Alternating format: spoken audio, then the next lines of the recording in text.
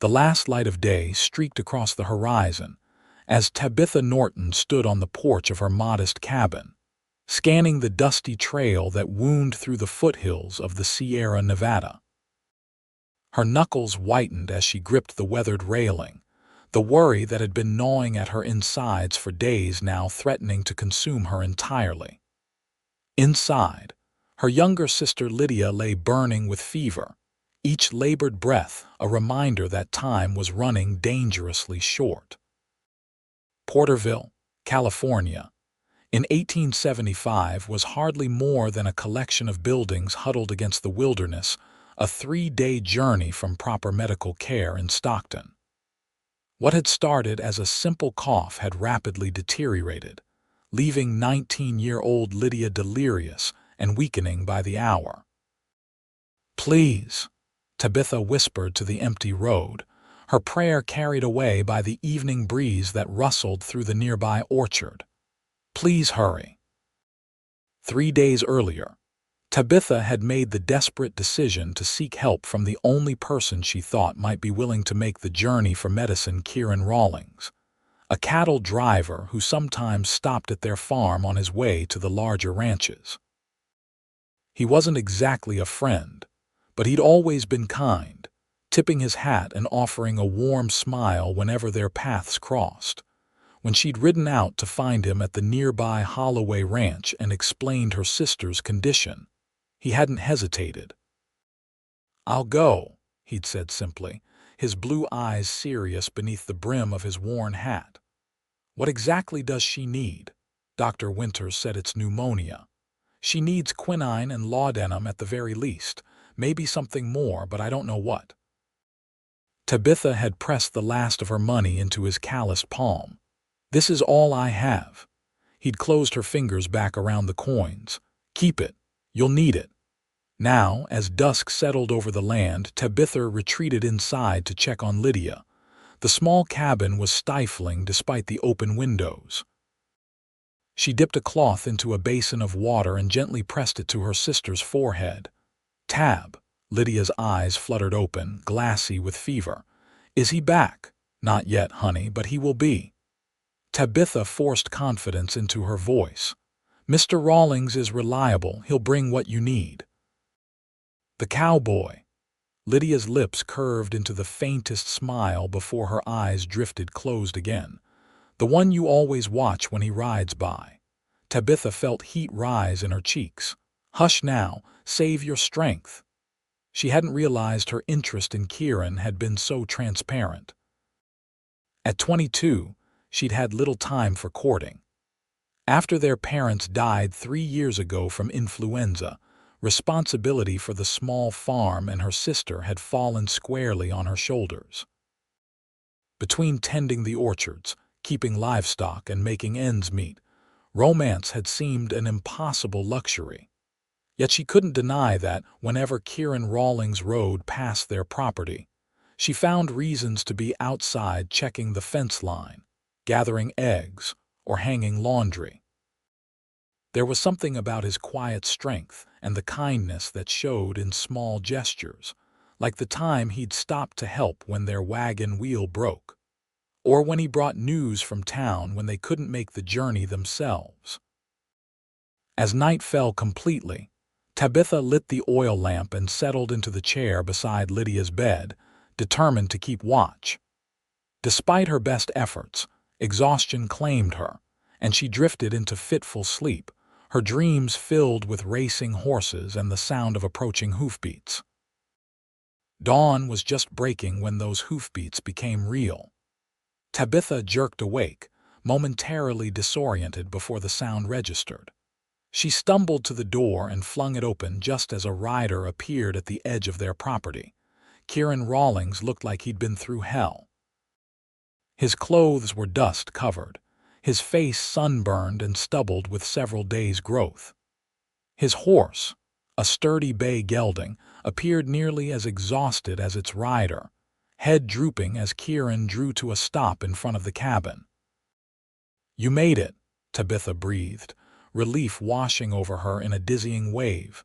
Kieran dismounted stiffly, wincing as his boots hit the ground. He reached into his saddlebag and produced a parcel wrapped in oilcloth. "The doctor in Stockton sent this. Said to follow the instructions he's written down." His voice was hoarse from trail dust. "How is she?" "Holding on, but just barely. You've come just in time." Tabitha took the package with trembling hands. "Thank you. I don't know how I'll ever repay you. No need." He swayed slightly, and Tabitha noticed for the first time the dark stain on his left sleeve. "You're hurt." He glanced down as if surprised. "It's nothing. Ran into some trouble near the pass." "Come inside," she insisted. "Let me tend to that while I see to Lydia's medicine." Kieran hesitated, then nodded, following her into the cabin. His tall frame seemed to fill the small space as he removed his hat, revealing hair the color of sun-burnished wheat, plastered to his head with sweat. Tabitha unwrapped the medicine with careful fingers, reading the doctor's precise instructions. She measured the quinine powder into water as directed and gently roused Lydia. "Lydia, sweetheart, Mr. Rawlings has brought medicine from Stockton. You need to drink this." Lydia stirred, her eyes opening to mere slits. Recognition flickered across her face when she saw Kieran standing awkwardly in the background. She accepted the bitter medicine without complaint, then took the laudanum drops that followed. "Thank you," she whispered to him before sinking back into the pillows. "You should rest too," Tabitha told Kieran, gesturing to the cabin's only other chair. "Let me see that arm first." He sat heavily, unbuttoning his shirt with stiff fingers to reveal a long gash along his upper arm. It had stopped bleeding but looked angry and inflamed. "What happened?" Tabitha asked as she gathered clean rags and water. "Ran afoul of some men who thought I might be carrying valuables," he explained, wincing as she began to clean the wound. "They weren't expecting me to be armed." Tabitha's hands stilled. "You could have been killed." His eyes met hers, steady and clear despite his exhaustion. "Your sister needed the medicine." Such a simple statement, yet the weight of it settled around Tabitha's heart. This man had risked his life for people who were little more than acquaintances. She resumed cleaning his wound, aware of the solid muscle beneath her fingertips, the steady rise and fall of his chest. "I don't have much to offer you," she said, as she wrapped his arm in clean bandaging. "But there's stew from yesterday I can heat, and you're welcome to rest here as long as you need." Kieran nodded gratefully. "Food would be mighty welcome, Miss Norton. Please call me Tabitha. After what you've done, formalities seem rather pointless." A smile touched the corners of his mouth. "Tabitha, then." She busied herself at the stove, aware of his gaze following her movements. By the time she'd heated the stew and cut thick slices of bread, Kieran was struggling to keep his eyes open. "When did you last sleep?" she asked, placing the food before him. "Can't rightly recall." "Rode straight through, stopped only to rest the horse." He took a spoonful of stew, closing his eyes briefly at the simple pleasure of hot food. "There's a cot in the lean-to behind the cabin. Father used it during harvest time when he worked late. It's yours for as long as you need it." Kieran looked like he might protest, but exhaustion won out.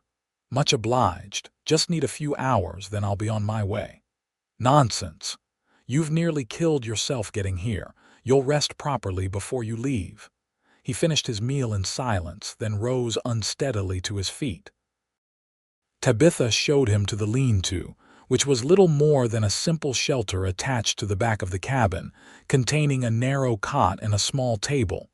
"It's not much," she apologized. "It's perfect." He lowered himself to the cot. "I should tend to my horse first." "I'll see to him," she insisted. "Sleep." Kieran didn't argue further, simply nodded his thanks. By the time Tabitha reached the door, his eyes had already closed, his breathing deepening into sleep. She tended to his horse with care, removing the saddle and bridle, brushing down the weary animal before leading it to the small corral behind the barn where it could graze and rest. Then she returned to Lydia, whose color already seemed improved, her breathing less labored. For the first time in days, Tabitha felt hope unfurl within her chest. The medicine would work. Lydia would recover. And the man who had made it possible slept just outside, wounded but alive, having ridden through danger without a second thought for her family's sake. She pressed her hand to her heart, feeling it beat strongly beneath her fingers. Something else stirred there, too, something she hadn't allowed herself to feel in a very long time. Kieran Rawlings slept for 14 hours straight, the exhaustion of his journey claiming him completely. When he finally emerged from the lean-to late the next afternoon, he looked remarkably improved despite the stubble still darkening his jaw and the stiffness evident in his movements. Tabitha was in the garden, harvesting vegetables for the evening meal when his shadow fell across the row of carrots she was pulling. "Miss Tabitha," he corrected himself, his voice still rough with sleep. "How's your sister?" Tabitha straightened, pushing a strand of dark hair from her face. "Much better. The fever broke in the night. She's still weak, but Dr. Winters's medicine is working wonders." Relief softened the lines around Kieran's eyes. "Glad to hear it. Are you hungry? I was about to prepare supper." "Starving," he admitted with a small smile that transformed his weathered face, revealing a dimple in his right cheek. "But I should earn my keep first.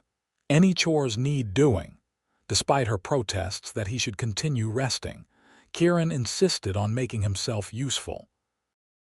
By the time Tabitha called him in for supper, he had repaired a broken fence section, chopped enough firewood to last a week, and mended the loose hinge on the barn door that had been troubling her for months. Inside, Lydia was sitting up in bed for the first time in days, her blonde hair neatly braided and a touch of color returned to her cheeks.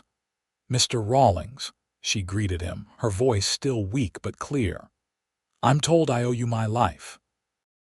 Kieran ducked his head, appearing almost embarrassed by the acknowledgement. Any man would have done the same. "No," Lydia said with surprising firmness. "They wouldn't have. Not for us." An awkward silence fell, broken when Tabitha set steaming bowls of rabbit stew on the small table. "Sit, both of you. Lydia, I've brought your chair closer to the fire so you can join us." It was a simple meal, but one filled with a warmth that had been absent from the Norton home for too long. Kieran spoke little about himself despite gentle questioning, deflecting conversation to safer topics: the unusually mild spring, prospects for the coming harvest, news he'd heard in Stockton. "They're building a new schoolhouse," he mentioned, passing Tabitha the bread. "Said they're looking for a teacher."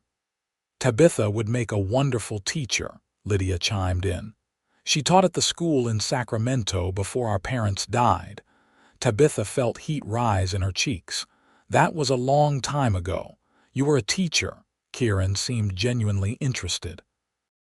"For a year," she admitted. "I'd always dreamed of it, but then our parents fell ill and she came home to take care of me and the farm," Lydia finished, "sacrificing everything." "It wasn't a sacrifice," Tabitha protested. "It was family." Kieran's gaze lingered on her face. "Still, it couldn't have been easy."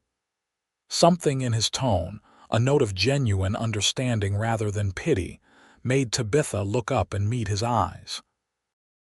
The connection that passed between them in that moment felt like a physical thing, a recognition of shared values, of understanding what it meant to put others before oneself. After supper, when Lydia had been settled back into bed with another dose of medicine, Tabitha and Kieran sat on the porch, watching as the first stars appeared in the deepening blue sky. Crickets began their evening chorus, and somewhere in the distance, a coyote called to its kin. "Will you leave tomorrow?" Tabitha asked, surprised by how much she dreaded the answer. Kieran was silent for a long moment. "I should. I've got work waiting at the Holloway Ranch." "Of course." She folded her hands in her lap, Mr. Holloway must be wondering where you've gone. He knows. I told him before I left that I was fetching medicine for the Norton girls. Tabitha turned to him in surprise. You did? Kieran nodded. Holloway's a fair man, he understood. Even so, it was good of you to go, especially considering you barely know us. He looked out at the darkening land, his profile strong against the last light of day.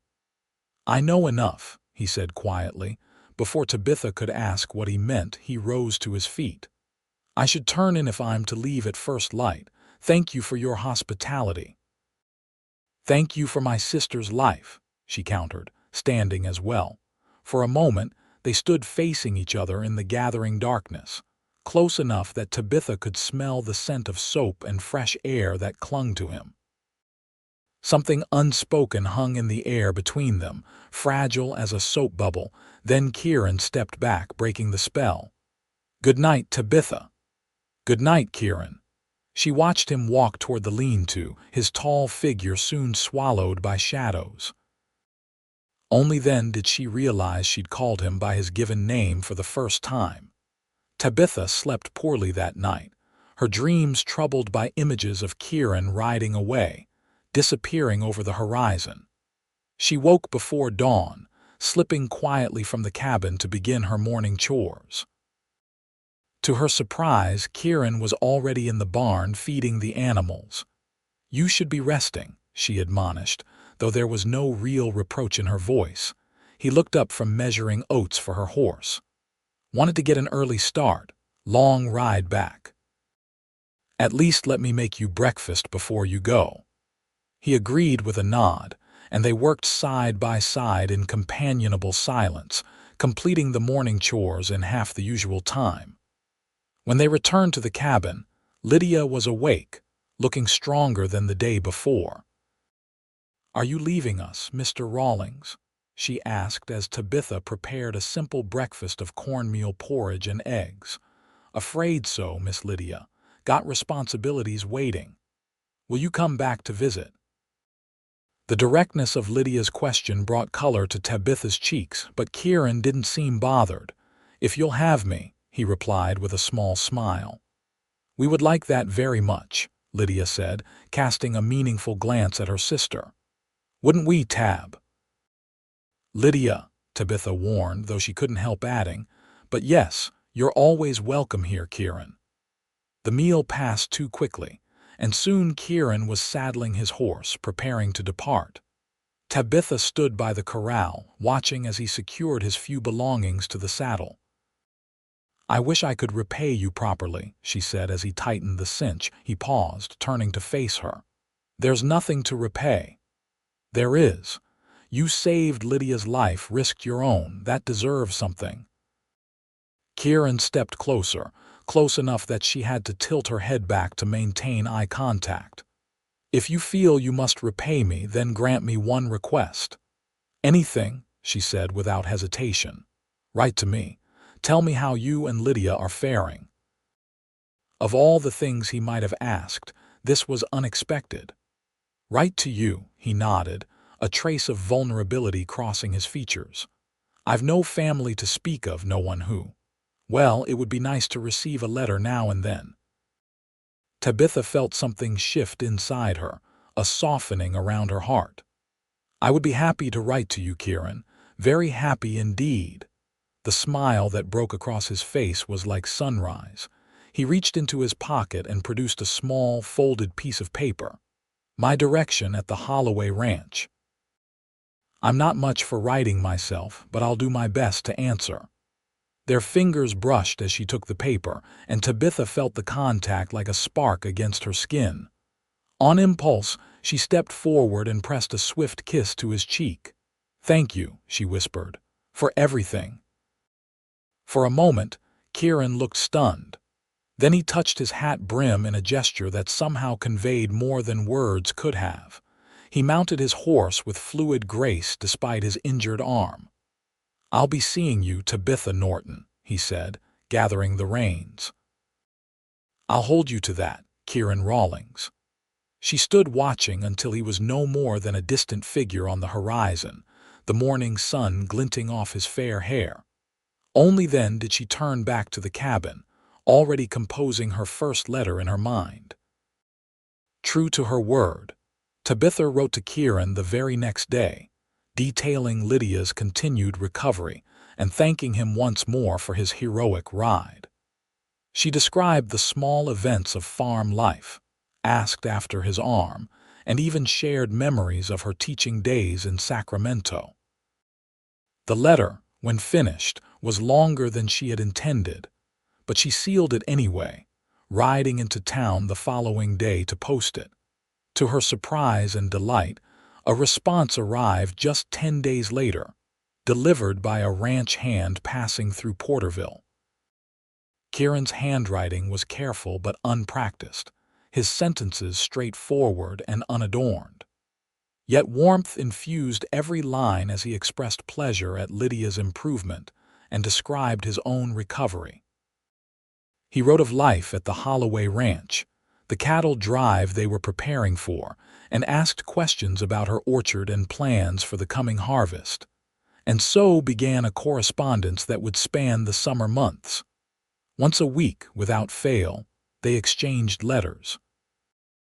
Tabitha found herself sharing thoughts she had never voiced aloud, her dreams of returning to teaching someday, her fears for the future, her memories of parents taken too soon. Kieran, in turn, gradually revealed pieces of his own history and orphan childhood, years of drifting before finding steady work with Holloway, his hope to someday have land of his own.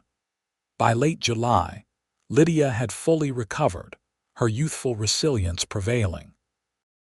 She teased Tabitha mercilessly about her eagerness for the mail, but there was kindness in her ribbing.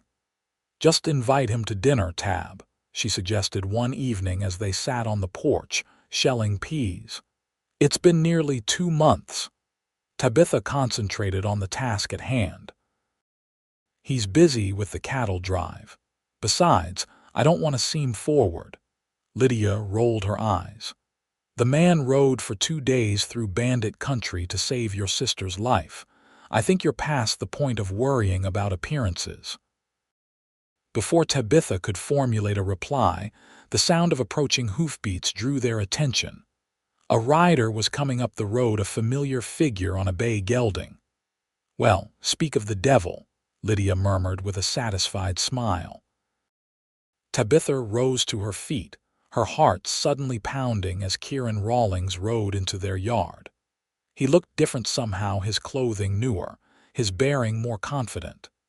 He removed his hat as he dismounted, revealing hair that had been recently trimmed. "Evening, ladies," he called, his smile bright in the fading light. "Mr. Rawlings," Lydia greeted him cheerfully. "What a wonderful surprise." Tabitha found her voice at last. "Kieran, I thought you were with the cattle drive, got back yesterday." He approached the porch, his eyes never leaving Tabitha's face. "Thought I'd come see how you were getting along." "We're doing just fine," Lydia answered, gathering up the bowl of peas. "In fact, I was just about to go inside and start supper. You'll stay, won't you, Mr. Rawlings?" "If it's no trouble," he replied, though his gaze still hadn't left Tabitha. "No trouble at all," Tabitha assured him, acutely aware of her work-worn dress and hair escaping its pins. "Please join us." Lydia disappeared into the cabin with suspicious haste, leaving them alone on the porch. For a moment neither spoke, the air between them charged with unspoken thoughts. "Your letters," Kieran finally said, "they've meant a great deal to me. As have yours to me." Tabitha twisted her hands together. "I've looked forward to them each week." He took a step closer. "I've thought about you every day, Tabitha. About both of you," he added hastily, "wondering how you were managing here alone." "We manage well enough," she smiled, "though there's always more work than hours in the day." "I've been thinking about that," Kieran said, an unfamiliar nervousness entering his voice. "About your situation here." "Oh." Tabitha wasn't sure where this was leading. "Holloway's offered me a permanent position as foreman, better pay, my own cabin on the property." "That's wonderful news," she said sincerely, though she couldn't ignore the pang of disappointment that he would be even more firmly tied to the ranch, miles away. "It is," he agreed, "but it got me thinking about the future, about what I want." Something in his tone made her breath catch. "And what is it you want, Kieran?" He moved closer still, close enough that she could see the golden flecks in his blue eyes. "I want to come calling on you properly, Tabitha Norton, if you'll allow it." Joy bloomed in her chest, swift and surprising. "I would like that very much." The smile that spread across his face was like nothing she had seen before, open, unguarded, transforming his serious features. "I was hoping you'd say that." From inside the cabin, Lydia's voice called out with suspicious timing. "Supper's nearly ready," Tabitha laughed, the tension breaking. "We should go in before she comes looking for us." Kieran offered his arm with formal courtesy that was belied by the warmth in his eyes. "Miss Norton," she placed her hand on his arm, feeling the solid strength beneath the fabric of his shirt. "Mr. Rawlings." That evening marked the beginning of a courtship, unlike any in Porterville's recent memory. Every Sunday without fail, Kieran Rawlings rode the 12 miles from Holloway Ranch to the Norton farm, arriving in time for dinner wearing his best clothes, often bearing small gifts, a jar of honey from the ranch's hives, a book he thought Tabitha might enjoy, ribbons for Lydia's hair. The townsfolk took notice, of course.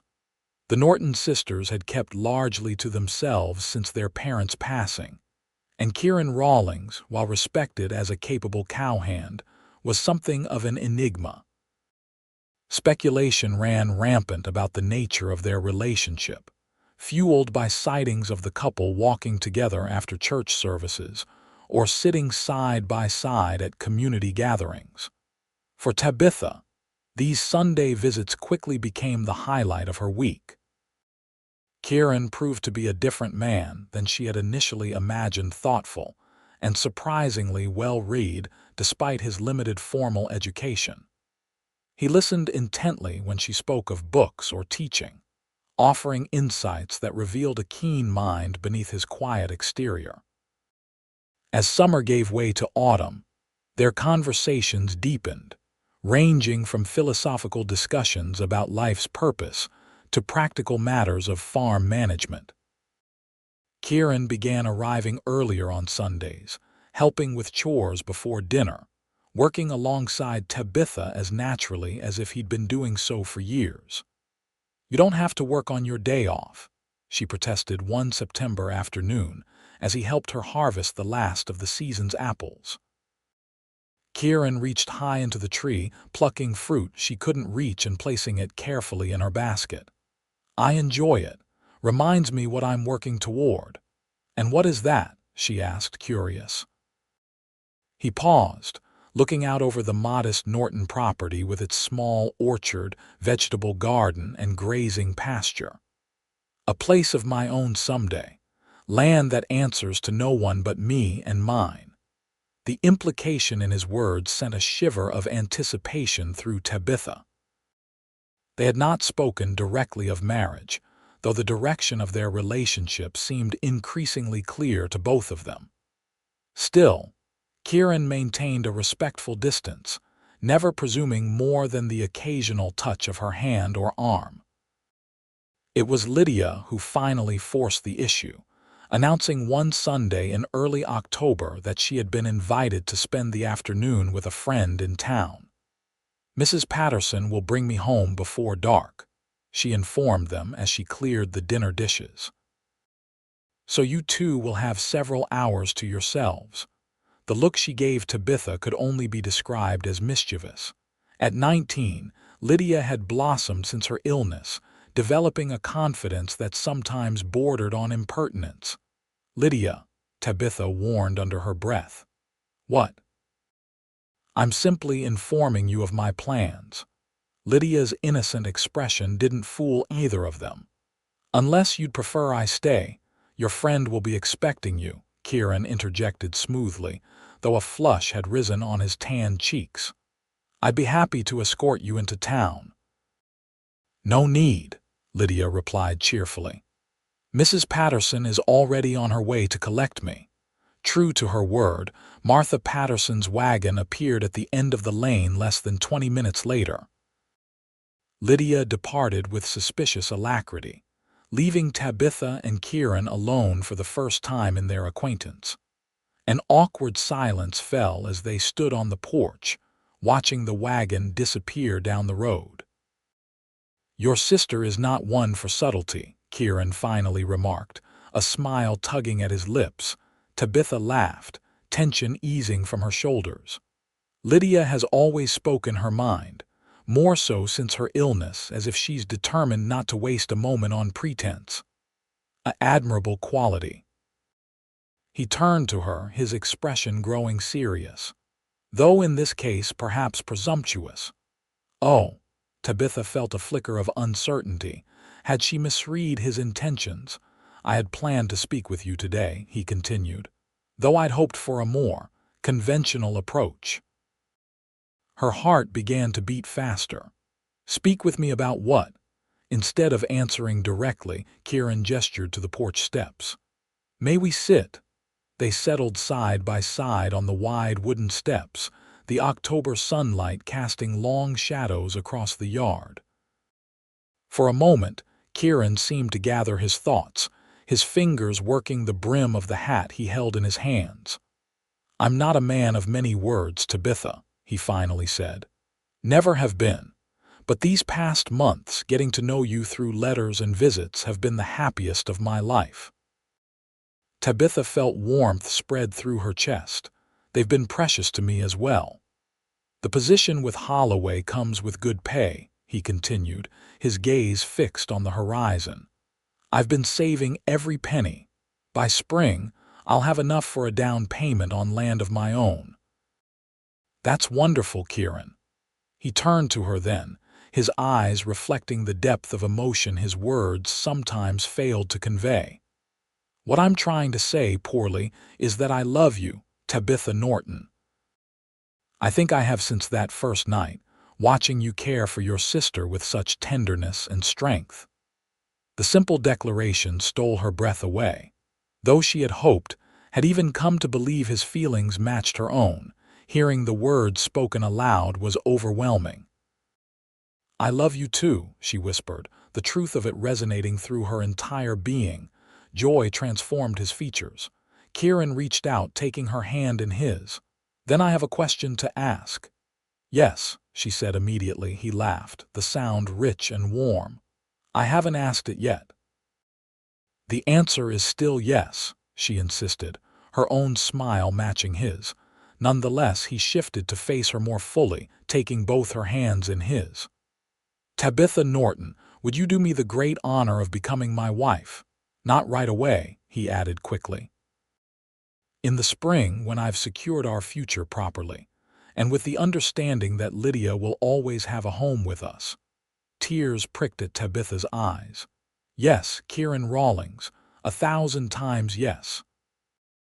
For a moment, they simply gazed at each other, the magnitude of the commitment settling around them like a comfortable blanket. Then, with deliberate slowness, Kieran leaned forward. Tabitha met him halfway, their lips coming together in a first kiss that held all the promise of the future they would build together. The news of their engagement spread quickly through Porterville.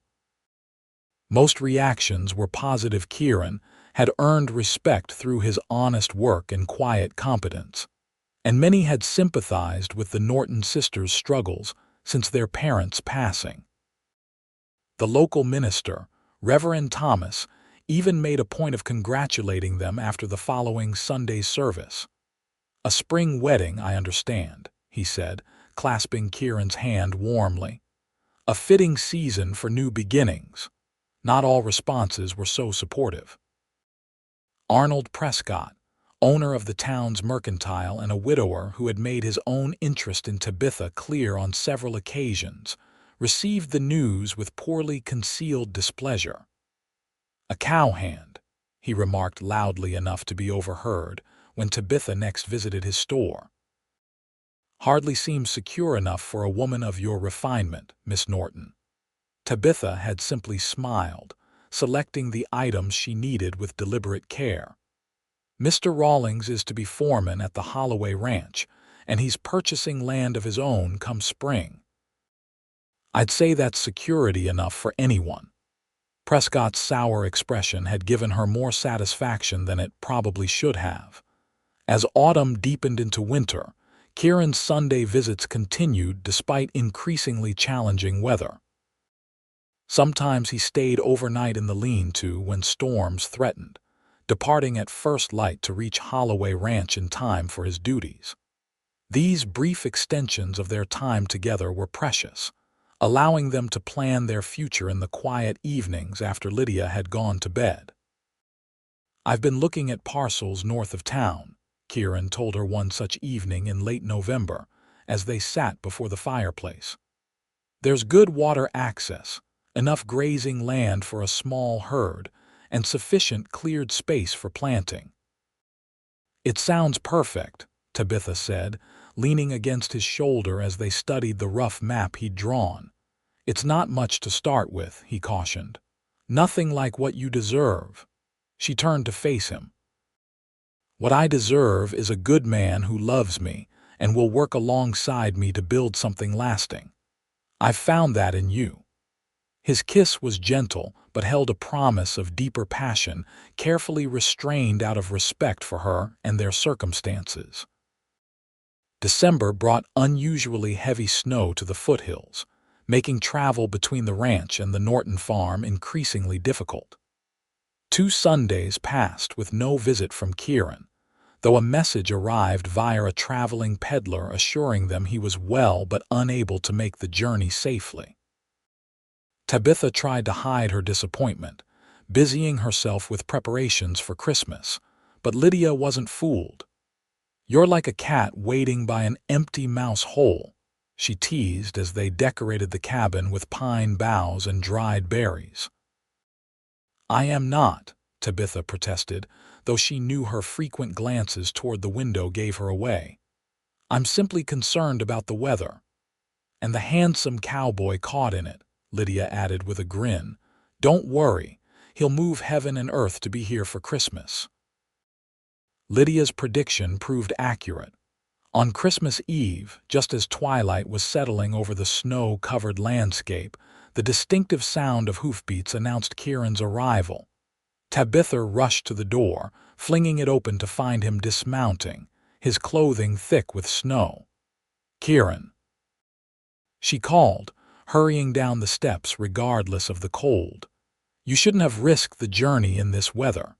He caught her in his arms, lifting her clear off the ground in an uncharacteristic display of exuberance. "Wild horses couldn't keep me away today." Their embrace was interrupted by Lydia's delighted voice from the porch. "I knew you'd come, Mr. Rawlings. Christmas would hardly be Christmas without you." The cabin, warmed by the cooking fire and decorated with their simple ornaments, felt truly like home that night. After a festive meal of roast chicken and Tabitha's special apple pie, they exchanged modest gifts: a hand-knitted scarf from Lydia to Kieran, books for both sisters from Kieran, and from Tabitha to Kieran, a pocket watch that had belonged to her father. "I can't accept this," he said when he opened the small package. "It's a family heirloom." "And you're to be family," she reminded him softly. "Besides, a foreman needs a reliable timepiece." Later, when Lydia had retired to bed, they sat close together before the dying fire. Kieran reached into his pocket and produced a small package wrapped in tissue paper. "I have one more gift for you," he said, a nervous quality to his voice that Tabitha rarely heard. "It's not much, and if you don't like it, I won't be offended." Tabitha unwrapped the package carefully to reveal a simple gold band with a small pearl set into the center. "It was my mother's," Kieran explained, watching her face anxiously. "The only thing of hers I have left, I thought, for our wedding." "But if you'd prefer something new, it's perfect," Tabitha interrupted, tears welling in her eyes. Absolutely perfect. She held out her left hand, and with trembling fingers, Kieran slipped the ring onto her third finger. It fit as if made for her. "Now it's official," he said, his voice thick with emotion. "And come spring, I'll make good on all my promises to you." Their kiss sealed the pledge, a tender affirmation of the love that had grown between them through unusual circumstances and careful nurturing. The winter months passed in a rhythm of work and waiting. Kieran managed to visit every other Sunday despite the challenging conditions, each visit strengthening the bonds between them. By February, he had finalized the purchase of 40 acres north of Porterville, not a large property, but with good prospects for expansion as they prospered. "The cabin needs work," he admitted after his first inspection of the property. "But it's sound at its core. I'll have it ready for you by our wedding day." "I can help," Tabitha offered. "Lydia and I both can." Kieran smiled, touching her cheek gently. "I know you could, but I want to do this for you to make it right before you set foot inside as my wife." So while Kieran split his time between his duties at Holloway Ranch and preparations for their future home, Tabitha and Lydia focused on wedding plans and assembling the household items they would need. Tabitha's mother had left a cedar chest filled with linens and quilts, and the sisters spent long winter evenings adding to this collection, sewing and mending by lamplight. As March arrived, bringing the first hints of spring to the foothills, excitement built in the Norton household. The wedding was set for the first Saturday in April, a simple ceremony to be performed by Reverend Thomas in the small Porterville church, followed by a celebration at the Norton farm before the newlyweds departed for their new home. "What about the farm?" Lydia asked one evening as they reviewed their plans. "Will we sell it?" The question gave Tabitha pause. The Norton property held all her childhood memories, the graves of her parents behind the apple orchard, the familiar rhythms of seasons she had known all her life. "I don't know," she admitted. "Kieran's land has better prospects for the future, but this place is home," Lydia finished for her. "I understand." The solution came from an unexpected source. Jacob Henderson, a young man newly arrived in Porterville to work as the town's schoolmaster, approached Tabitha after church the following Sunday. "Miss Norton," he began somewhat nervously, "I understand you once taught school yourself." "For a brief time in Sacramento," she acknowledged, curious about his purpose. "And I've heard that you'll be relocating after your wedding." He glanced at Kieran, who stood conversing with the Reverend nearby. "I was wondering if you might consider leasing your current property. I've been looking for a place outside town, and yours seems ideal, not too large to manage alongside my teaching duties, but with the orchard for supplemental income." The idea took root immediately. "We hadn't considered leasing," Tabitha said, exchanging a look with Lydia. "But it would allow us to maintain ownership while putting the land to good use." Within a week, arrangements had been made. Henderson would lease the Norton property for 2 years, with an option to purchase thereafter if all parties were agreeable. The arrangement provided additional security for Tabitha and Kieran's new beginning, and ensured that the farm would be properly maintained. As March gave way to April, the final wedding preparations accelerated. Tabitha's wedding dress, a simple but elegant creation of cream-colored silk that had been her mother's, was altered to fit her slender frame. Lydia insisted on new ribbons for her hair and a special cake decorated with early spring flowers. The evening before the wedding, Tabitha stood on the porch of the cabin that had been her home for all of her 22 years, watching the sunset paint the western sky in shades of gold and rose. Tomorrow she would become Mrs. Kieran Rawlings, beginning a new chapter in a new home. Having second thoughts, Lydia's voice came from behind her. Tabitha turned with a smile. Not one. Just saying goodbye in a way. Lydia joined her at the railing. It's not really goodbye. We'll still own the place, and it's only a few miles to our new home. Our new home, Tabitha repeated, the phrase still novel on her tongue. It feels like a dream sometimes, all of it. If I hadn't fallen ill, you might never have had reason to ask Kieran for help, Lydia pointed out. And he might never have had the opportunity to show you the kind of man he truly is. You're very wise for 19, Tabitha said, putting an arm around her sister's shoulders. I had an excellent teacher, Lydia replied, leaning into the embrace. And I couldn't wish for a better brother-in-law than Kieran Rawlings. The wedding day dawned clear and mild, as if nature itself approved of the union. The small Porterville church was filled to capacity with well-wishers, neighbors, friends, and the entire Holloway Ranch staff, who had been given the day off to attend. Kieran waited at the altar, looking almost unrecognizable in his new suit, his hair neatly trimmed, his expression a mixture of nerves and undisguised joy. When Tabitha appeared at the church door on the arm of Mr. Holloway, who had graciously agreed to give her away, an audible murmur of appreciation rippled through the congregation. She moved toward him with steady steps, her eyes never leaving his face. In that moment, all doubts and worries fell away, leaving only the certainty that they were meant to walk through life together, whatever challenges might come. The ceremony was brief but meaningful, their vows spoken in clear voices that carried to every corner of the church. When Reverend Thomas pronounced them man and wife, Kieran's kiss was restrained, but held such promise that Tabitha felt warmth spread through her entire body.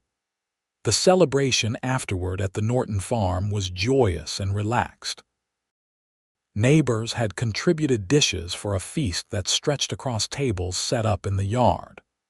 Children played tag between the apple trees, their laughter mingling with the music provided by several local musicians.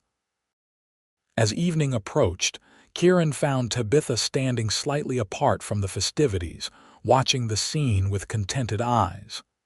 "Happy, Mrs. Rawlings?" he asked, slipping an arm around her waist. The name sent a thrill through her. "Completely, Mr. Rawlings." He nodded toward Lydia, who was dancing with young Henderson, her face animated as they conversed. "Your sister seems to be enjoying herself." "She is," Tabitha agreed, "and I think our new tenant might be enjoying her company particularly." Kieran raised an eyebrow. "Should I be concerned?" "As the man of the family now," Tabitha laughed. "Hardly. Lydia is perfectly capable of managing her own affairs. Besides, Henderson seems like a decent sort." "He is," Kieran agreed. "Holloway speaks highly of him." He paused, looking out over the gathering. "Are you ready to see our home?" Twilight was settling over the land as they made their farewells, amid good-natured teasing and well wishes. Lydia embraced Tabitha fiercely. "I'll come tomorrow with the last of our things," she promised, "and I expect a full tour." "Of course," Tabitha assured her, though a blush heated her cheeks at the knowing look in her sister's eyes. They departed in a wagon decorated with ribbons and flowers by the Holloway Ranch hands, following the road north out of Porterville. As they crested a small rise, Kieran drew the horses to a halt, gesturing toward a clearing ahead where a cabin stood, lamplight glowing welcomingly from its windows. "Our home," he said simply. Tabitha's breath caught at the sight. Though modest in size, the cabin showed evidence of careful renovation. A new porch stretched across the front, window boxes waited for spring plantings, and a freshly constructed corral stood ready for livestock. "It's perfect," she whispered. Kieran's smile was radiant in the fading light. "Not yet, but it will be. With you in it." He drove the wagon to the cabin and helped her down, but when she made to walk up the steps, he stopped her. "There's a tradition to be observed," he said, and before she could respond, he swept her into his arms. Tabitha laughed in surprise, wrapping her arms around his neck as he carried her across the threshold into their home. Inside, she found more evidence of his preparation: simple but solid furniture, a fireplace already laid with wood, and wildflowers in a jar on the table. "When did you do all this?" she asked as he set her gently on her feet. "Bit by bit," he replied, watching her explore the main room. "Holloway gave me time when he could spare me. The men helped with the heavy work." Tabitha moved through the space, taking in the details that spoke of Kieran's care: shelves for her books, hooks for her cooking utensils, even a small desk by the window where she could write letters or prepare lessons. "There's a room for Lydia," he pointed out, indicating a small chamber off the main area. "And," he hesitated, a flush rising on his cheeks, "our room is through there." Tabitha followed his gesture to a doorway on the opposite wall. Inside was a larger room containing a bed covered with one of her mother's quilts, a chest of drawers, and a small stand with a basin and pitcher. She turned to find Kieran watching her anxiously from the doorway. "You truly like it?" he asked. "I know it's not what you're used to, but in time." Tabitha crossed the room and placed her fingers gently against his lips, stopping his words. "It's everything I could have wished for, because it's ours." The tension in his shoulders eased. Slowly, reverently, he took her hands in his. "I promise you, Tabitha Rawlings, that I will spend every day making sure you never regret choosing me this life." "I could never regret it," she assured him, stepping closer. "Not when I love you with my whole heart." His arms encircled her waist, drawing her against him. This time, his kiss held nothing back, conveying all the passion and tenderness that had built between them over the months of careful courtship. Tabitha responded in kind, the last barriers of propriety falling away as they affirmed their commitment in the most ancient and intimate way. Later, as they lay together in the quiet darkness of their first night as husband and wife, Kieran traced gentle fingers along her bare shoulder. "I never thought I'd have this," he admitted softly. "A home, a wife, a future worth building." Tabitha rested her head on his chest, listening to the steady beat of his heart. "Nor did I after my parents died. I thought my life would always be about duty and sacrifice. And now," she smiled in the darkness, "now I know that love doesn't diminish duty, it gives it purpose. You rode for 2 days through danger to save my sister, not knowing what might come of it. That's the man I fell in love with, the man I'm proud to call my husband." His arms tightened around her. "I would ride twice as far through worse dangers to keep you safe and happy." "I know," she whispered, "but let's hope you never have to prove it again." Their laughter, soft and intimate, mingled in the darkness as they drifted toward sleep, secure in the knowledge that whatever challenges the future might hold, they would face them together, a partnership forged in crisis and tempered by love, stronger for the journey that had brought them to this moment. The years that followed fulfilled the promise of that first night. Through careful management and hard work, the Rawlings farm prospered, expanding gradually as resources allowed. Kieran's knowledge of cattle proved invaluable, and within 3 years, their small initial herd had tripled in size. Tabitha, drawing on her experience with the Norton orchard, established apple and pear trees that would eventually provide substantial supplemental income. Lydia remained with them for 2 years, her presence a blessing rather than a burden as they established their home. When she finally did leave, it was as Mrs. Lydia Henderson, having fallen in love with the schoolmaster who had leased their family property. Their wedding, held in the same church as Tabitha and Kieran's, marked another joyful milestone in the sisters' lives. "You won't be far," Tabitha reminded herself as they embraced after the ceremony. The Henderson couple would live at the old Norton farm, which Jacob had indeed purchased when the lease expired. "Close enough to help when the baby comes," Lydia promised with a meaningful glance at Tabitha's midsection, where the first evidence of their expected child was beginning to show. Samuel Kieran Rawlings entered the world on a stormy night in November 1878, his lusty cries announcing his arrival to his anxious father, who paced outside the bedroom where Lydia and the town's midwife attended Tabitha. When finally allowed inside, Kieran approached the bed with reverence, his weathered hands trembling as he accepted his son. "He's perfect," he whispered, tears glistening in his eyes. "Just like his mother." Tabitha watched, her heart overflowing with love for both her men. "I was thinking, Samuel, after your father, if you approve." The look Kieran gave her conveyed depths of emotion words could never express. "I more than approve. I am humbled by your generosity of spirit, Tabitha Rawlings." Young Samuel proved to be just the first of their children. Emma Rose followed 2 years later, and then Thomas James 2 years after that, completing their family. The Rawlings home, expanded over time to accommodate their growing numbers, became known throughout the area for its warmth and hospitality. As the children grew, Tabitha found a way to return to her first love of teaching, initially by instructing her own children, and later by taking in several neighbors' children for regular lessons. By the time Samuel was 10, she had established a small school on their property, officially sanctioned by the county education board. Kieran supported her endeavors wholeheartedly, building a proper schoolhouse when the numbers grew too large for the main house to accommodate. "You were born to teach," he told her as they stood together, admiring the finished structure. "It brings a light to your eyes that makes you even more beautiful."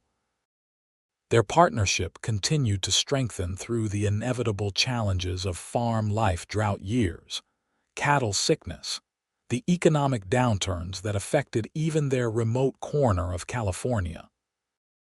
Through it all, they faced each difficulty together, drawing strength from the bond that had been forged during those first critical days when a desperate ride for medicine had revealed the true character of the man Tabitha would come to love. On their 20th wedding anniversary, with their children nearly grown and their farm one of the most prosperous in the county, Kieran surprised Tabitha with a special gift, a locket containing miniature portraits of their 3 children, painted by a traveling artist who had stayed with them the previous summer. "To remind you of our greatest accomplishments," he said, as he fastened it around her neck. That evening, as they sat on the porch watching the sunset, much as they had done countless times before, Tabitha leaned against her husband's shoulder, contentment washing over her. "Do you ever think about how different our lives might have been if Lydia hadn't fallen ill that spring?" she asked. "If you hadn't made that ride to Stockton?" Kieran considered the question, his arm secure around her waist. "I believe some things are meant to be, regardless of the path taken to reach them. But I thank God every day for giving me the courage to make that journey and for bringing you into my life." Tabitha smiled, touching the locket that rested against her heart. "As do I, my love, as do I." In later years, when their grandchildren gathered at their feet on winter evenings, begging for stories, it was always the tale of the desperate ride for medicine they requested, most often the story of how a cowboy's courage and a woman's faith had laid the foundation for a love that would sustain them through all the seasons of their lives. "Tell us again, Grandpa," they would plead, eyes wide with excitement, "about when you rode for 2 whole days to save Grandma's sister." And Kieran, his hair now silver but his eyes still clear and blue as a summer sky, would look at Tabitha with the same devotion he had shown for over 4 decades. "Well, you see," he would begin, reaching for Tabitha's hand, Sometimes the greatest journeys of our lives begin when we least expect them. Their fingers would intertwine, weathered by years of work, but still perfectly fitted to one another, a testament to the enduring power of a love that had begun with an act of selfless courage on a desperate spring day so many years before.